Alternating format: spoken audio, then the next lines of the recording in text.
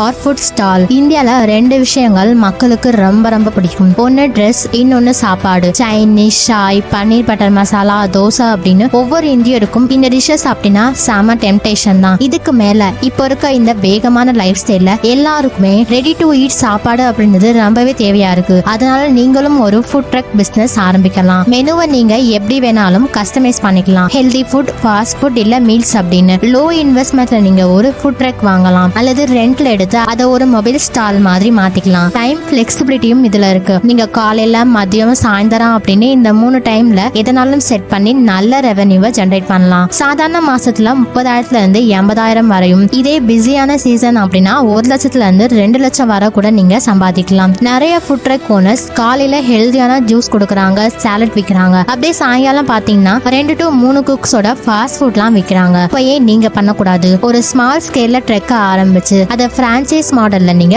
Large பிசினஸா expand பண்ணலாம். So இந்தியாவை பொறுத்தவரை இந்த ஃபுட் பிசினஸ்க்கு எப்பயுமே டிமாண்ட் அப்படின்றது அதிகமாக தான் இருக்கும். ஏன்னா ஒவ்வொருத்தரும் இப்ப தேடி போய் ஒவ்வொரு டிஷ்ஷா டேஸ்ட் பண்ணணும் அப்படின்னு நினைக்கிறாங்க. அதனால ஃபுட் vloggers மாதிரியான ஆட்கள் எப்பயுமே யூடியூப்ல செம ட்ரெண்டிங்கா இருக்காங்க.